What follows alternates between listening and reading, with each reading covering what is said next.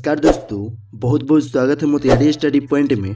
यह video inter board परीक्षा 2024 के लिए बहुत ही महत्वपूर्ण है, क्योंकि इस वीडियो में हम 50 VBI ऑब्जेक्टिव प्रश्न लेकर आए हैं, जो कि आपके परीक्षा के लिए एक एक प्रश्न बहुत ही महत्वपूर्ण प्रश्न है। और जो प्रश्न आपको याद होगा उस प्रश्न का कमेंट में आंसर आप देते चलिएगा। तो चलिए हम लोग सीधे प्रश्न को देखते हैं। एक नंबर प्रश्न कर रहे हैं, बातचीत पाठ के लेखक कौन है?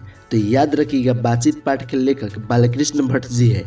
और साथ में हम एक्स्ट्रा प्रश्न जो बताएंगे उसको भी याद करते चलिएगा। और पूछ देगा बालकृष्ण भट्ट का जन्म कब हुआ था? तो 23 जून 1844 को, यह साथ में याद रखिएगा। और इसी का मृत्यु पूछ देगा, यानी कि पूछेगा बालकृष्ण भट्ट का मृत्यु कब हुआ था? तब 20 जुलाई 1914 में। साथ में आप लोग याद रखिएगा। तो चलिए हम लोग सीधे अगला प्रश्न को देखते हैं। 2 नंबर प्रश्न करे, उसने कहा था पाठ के लेखक कौन है? ए नंबर ऑप्शन करे बालकृष्ण भट्ट। यह इसलिए नहीं होगा क्योंकि बातचीत पाठ के लेखक बालकृष्ण भट्ट जी है। और बी नंबर ऑप्शन करे चंद्रधर शर्मा गुलेरी। यही होगा, उसने कहा था पाठ के लेखक। तो चंद्रधर शर्मा गुलेरी राइट आंसर हो जाएगा। लेकिन साथ में आप याद कीजिए कि चंद्रधर शर्मा गुलेरी का जन्म कब हुआ था, यह पूछेगा। तो 7 जुलाई 1883 याद कीजिएगा। और पूछेगा चंद्रधर शर्मा गुलेरी की मृत्यु कब हुआ था? तो 12 सितंबर 1922 में। आप लोग साथ में याद रखिएगा। तो चलिए हम लोग अगला प्रश्न को देखते हैं। देखिए 3 नंबर प्रश्न बहुत ही महत्वपूर्ण प्रश्न है। यह प्रश्न कर रहा है संपूर्ण क्रांति पाठ के लेखक कौन है? ऑप्शन ए कर रहा है बालकृष्ण भट्ट। यह नहीं होगा क्योंकि बातचीत पाठ के लेखक बालकृष्ण भट्ट जी है। ऑप्शन बी कर रहा है चंद्रधर शर्मा गुलेरी। यह भी नहीं होगा क्योंकि उसने कहा था पाठ के लेखक चंद्रधर शर्मा गुलेरी जी है। ऑप्शन सी कर रहा है जयप्रकाश नारायण। यही होगा क्योंकि संपूर्ण क्रांति पाठ के लेखक जयप्रकाश नारायण जी है। तो राइट आंसर सी होगा। 4 नंबर प्रश्न कर रहा है अर्धनारीश्वर पाठ के लेखक कौन है? ऑप्शन ए कर रहा है बालकृष्ण भट्ट। आपको पहले ही बताया है कि बालकृष्ण भट्ट बातचीत पाठ के लेखक है। यह भी नहीं होगा। ऑप्शन बी कर रहा है चंद्रधर शर्मा गुलेरी। यह भी नहीं होगा क्योंकि उसने कहा था पाठ के लेखक चंद्रधर शर्मा गुलेरी जी है। ऑप्शन सी कर रहा है जयप्रकाश नारायण। यह भी नहीं होगा क्योंकि संपूर्ण क्रांति पाठ के लेखक जयप्रकाश नारायण जी है। ऑप्शन डी कर रहा है रामधारी सिंह दिनकर। यही होगा, यानी कि अर्धनारीश्वर पाठ के लेखक रामधारी सिंह दिनकर जी है। तो 4 का राइट आंसर डी होगा। चलिए हम लोग 5 नंबर प्रश्न को देखते हैं। यह प्रश्न बहुत ही महत्वपूर्ण प्रश्न है, जो कि कर रहा है रोज पाठ के लेखक कौन है? तो रोज पाठ के लेखक अज्ञेय जी है। अगर अज्ञेय जी का जन्म कब हुआ था, ऐसा प्रश्न पूछेगा तो याद रखिएगा 7 मार्च 1911 को अज्ञेय जी का जन्म हुआ था। और साथ में यह भी याद रखिएगा मृत्यु 4 अप्रैल 1987 को अज्ञेय जी का हुआ था। तो चलिए हम लोग अगला प्रश्न को देखते हैं। 6 नंबर प्रश्न कर रहा है एक लेख और एक पत्र के लेखक कौन है? तो भगत सिंह है। अगर पूछेगा भगत सिंह का जन्म कब हुआ था, तो 28 सितंबर 1907 को याद रखिएगा साथ में। और मृत्यु पूछ देगा भगत सिंह का कब हुआ था, तो 23 मार्च 1931 को याद रखिएगा। यानी कि 6 का राइट आंसर ए होगा। 7 नंबर प्रश्न को देखते हैं। यह प्रश्न बहुत ही महत्वपूर्ण प्रश्न है, जो कि कर रहा है। देखिए हम आपको पहले ही बता दिए कि बालकृष्ण भट्ट का जन्म कब हुआ था, यह बताया है। यह भी प्रश्न पूछा गया है। देखिए 23 जून 1844 को बालकृष्ण भट्ट का जन्म हुआ था। 8 नंबर प्रश्न को देखते हैं। यह 8 नंबर प्रश्न कर रहा है गुलेरी जी का जन्म कब हुआ था? तो याद कीजिए हम पहले ही बताया गुलेरी जी का जन्म 7 जुलाई 1883 को हुआ था। यानी कि 8 का राइट आंसर सी होगा, 7 जुलाई 1883 को। 9 नंबर प्रश्न को देखते हैं। यह प्रश्न कर रहा है जयप्रकाश नारायण का निधन कब हुआ था? यह भी प्रश्न हम पहले ही बता दिए कि जयप्रकाश नारायण का निधन 8 अक्टूबर 1979 में हुआ था। और यह भी साथ में याद रखिए कि इनका जन्म पूछ देगा जयप्रकाश नारायण का जन्म कब हुआ था। तो देखिए ए नंबर ऑप्शन व जन्म है, यानी कि 11 अक्टूबर 1902 को जन्म हुआ था और 8 अक्टूबर 1979 को मृत्यु हुआ था। तो इसमें मृत्यु पूछा गया था। तो राइट आंसर बी होगा। 10 नंबर प्रश्न को हम लोग देखते हैं। यह प्रश्न कर रहा है रामधारी सिंह दिनकर का निधन कब हुआ था? तो 24 अप्रैल 1974 में मृत्यु हुआ था और 23 सितंबर 1908 में जन्म हुआ था। तो आपसे पूछा गया है मृत्यु, यानी कि 24 अप्रैल 1974 में होगा राइट आंसर। तो चलिए अगला प्रश्न को देखते हैं। देखिए 11 नंबर प्रश्न बहुत ही महत्वपूर्ण प्रश्न है। यह प्रश्न कर रहा है ओ सादा नीरा पाठ के लेखक कौन है?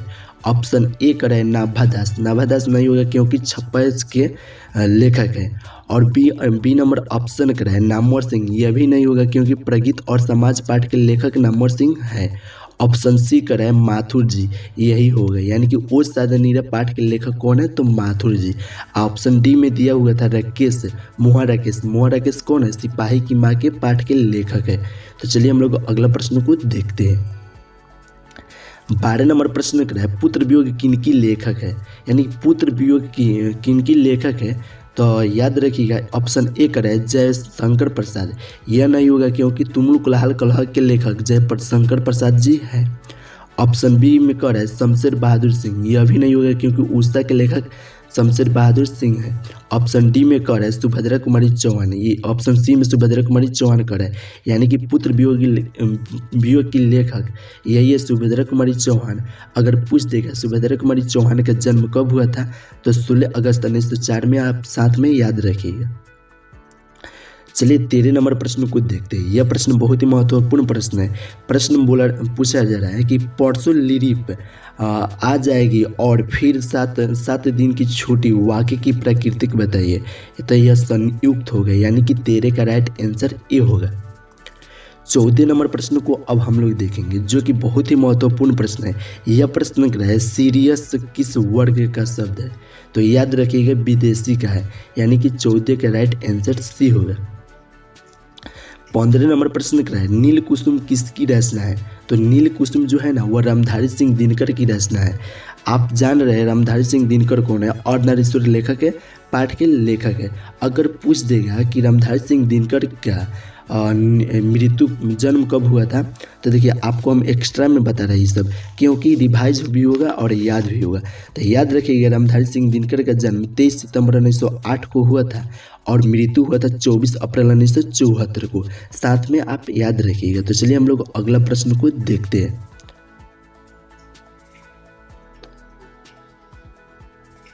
16 नंबर प्रश्न को देखते हैं। यह प्रश्न कर रहा है परवशता का अर्थ बताइए, तो दूसरे के वश में रहना, यानी कि 16 का राइट आंसर बी होगा।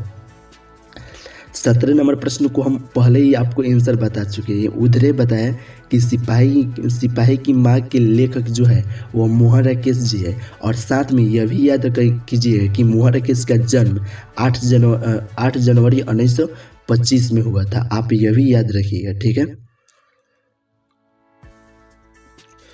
तो अब देखेंगे 18 नंबर प्रश्न। यह प्रश्न क्या है, भिन्न भिन्न में कौन सा अलंकार है, तो भिन्न भिन्न, देखिए भिन्न भिन्न पूछ रहा है तो पुनरुक्ति होगा, यानी कि राइट आंसर सी होगा। 19 नंबर प्रश्न को देखते हैं। यह प्रश्न क्या है, भूषण जी का निधन कब हुआ था, तो भूषण जी का निधन 1715 ईस्वी में हुआ था, यानी कि 19 का राइट आंसर बी होगा। 20 नंबर प्रश्न पूछा जा रहा है, दिल हल्का करना मुहावरे का अर्थ होगा, तो याद रखिएगा दिल हल्का करना मुहावरे का अर्थ तसल्ली देना होगा, यानी कि तसल्ली देना होगा। राइट आंसर क्या होगा, ए होगा। यह प्रश्न 21 नंबर प्रश्न कर रहा है, निम्नलिखित में से भिन्न शब्द पृथक कीजिए, तो दुनियादारी होगा, यानी कि 21 का राइट आंसर क्या होगा, ए होगा दुनियादारी।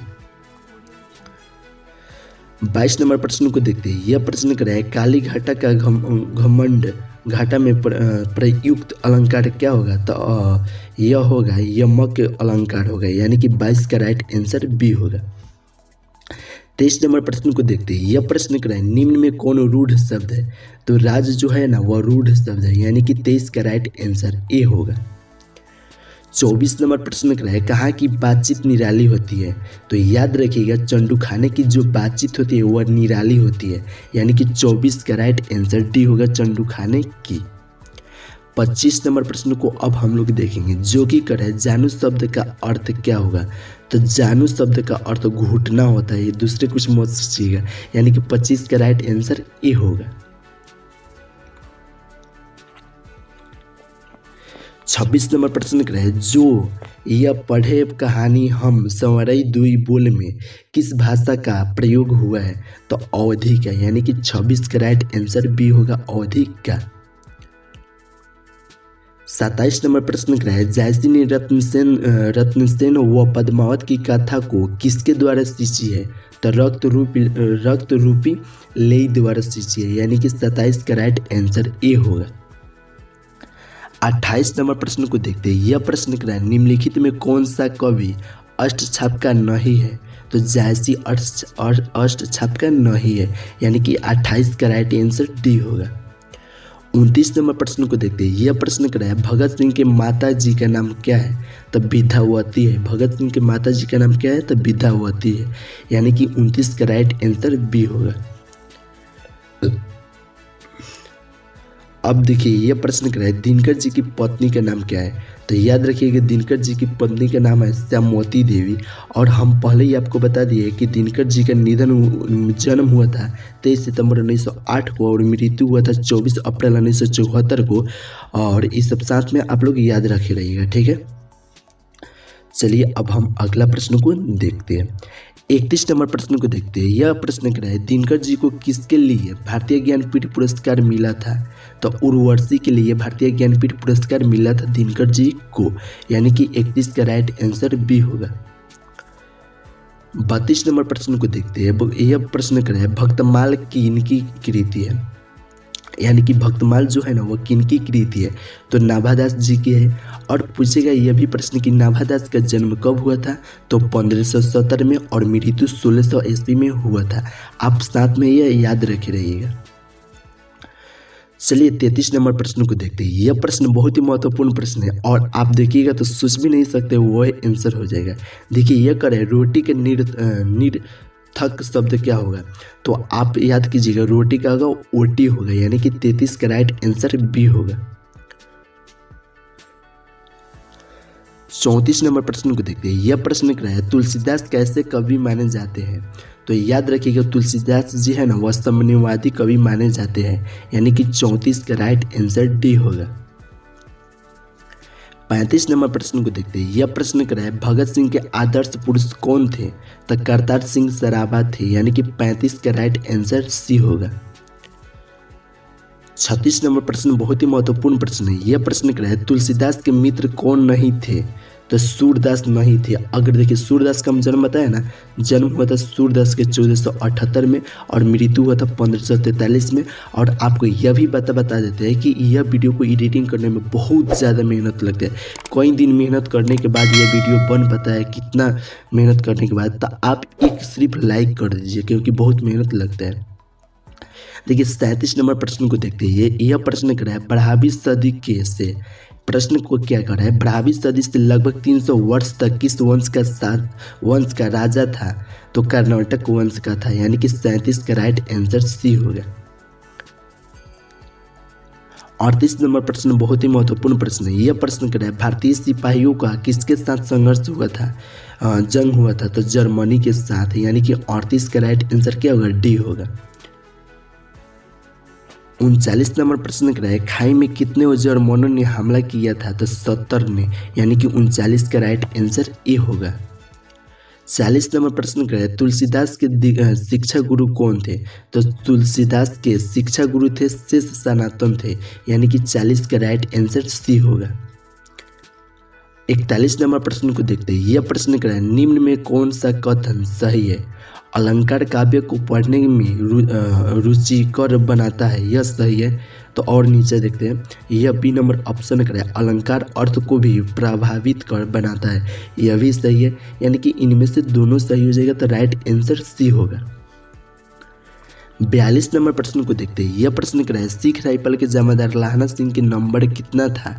तो 77 था, यानी कि 42 का राइट आंसर ए होगा। 43 नंबर प्रश्न बहुत ही महत्वपूर्ण प्रश्न है। यह प्रश्न कर रहा है हिंदी में शब्दों का लिंग निर्धारण होता है? तो संज्ञा के द्वारा होता है, यानी कि 43 का राइट आंसर बी होगा, संज्ञा के द्वारा। 44 नंबर प्रश्न को देखते हैं। यह प्रश्न कर रहा है घी के दिए जलाना मुहावरे का अर्थ है? तो आनंद मनाना, यानी कि 44 का राइट आंसर सी होगा, आनंद मनाना। 45 नंबर प्रश्न को देखते हैं। यह प्रश्न कर रहा है पुस्तक शब्द संज्ञा है? तो पुस्तक शब्द संज्ञा जातिवाचक संज्ञा है, यानी कि 45 का राइट आंसर ए होगा। 46 नंबर प्रश्न कर रहा है सबको समान रूप से देखने वाला क्या कहलाता है? समदर्शी कहलाता है, यानी कि 46 का राइट आंसर ए होगा। 47 नंबर प्रश्न को देखते हैं। यह प्रश्न कर रहा है उसने कहा था पाठ में किस महीने का नाम आया है? तो आषाढ़ का आया है, यानी कि उसने कहा था पाठ में किस महीने का नाम आया था? तो आषाढ़ में। अगर यह प्रश्न पूछा जाएगा कि उसने कहा था पाठ के लेखक कौन है, तो याद रखिएगा चंद्रशेखर शर्मा गुलेरी जी है। चलिए 48 नंबर प्रश्न को देखते हैं। यह प्रश्न कर रहा है तुलसीदास किस काल के कवि थे? तो भक्ति काल के कवि के है तुलसीदास जी है, यानी कि 48 का राइट आंसर डी होगा। 49 नंबर प्रश्न को देखते हैं। यह प्रश्न कर रहा है अंधे की लकड़ी मुहावरे का अर्थ है? तो एकमात्र सहारा, यानी कि 49 का राइट आंसर सी होगा। 50 नंबर प्रश्न बहुत ही महत्वपूर्ण प्रश्न है। यह प्रश्न कर रहा है अर्थ के विचार से संज्ञा कितने प्रकार के होते हैं? तो 5 प्रकार के होते हैं। और कौन कौन होते हैं? तो ये आपको बता भी देते हैं। व्यक्तिवाचक संज्ञा होता है, जातिवाचक संज्ञा होता है, भाववाचक संज्ञा होता है, द्रव्यवाचक संज्ञा होता है और समूहवाचक संज्ञा होता है, यानी कि 5 होता है। तो राइट आंसर क्या होगा? बी होगा। दोस्तों आपको बता दें कि आपको 50 ऑब्जेक्टिव प्रश्न बताए, इसमें से आपको कितना ऑब्जेक्टिव प्रश्न याद था आप कमेंट करके बताइए। और व्हाट्सएप ग्रुप में नहीं जुड़े तो 73 685 601 पर आप मैसेज कीजिए, हम आपको व्हाट्सएप ग्रुप में जोड़ देंगे और आपको बहुत कम समय में बहुत ज़्यादा इस चैनल पर प्रश्न बताया जाएगा। इसलिए इस चैनल को अगर सब्सक्राइब नहीं किए होंगे तो सब्सक्राइब कर लीजिए। तो चलिए फिर मिलते हैं नेक्स्ट वीडियो में।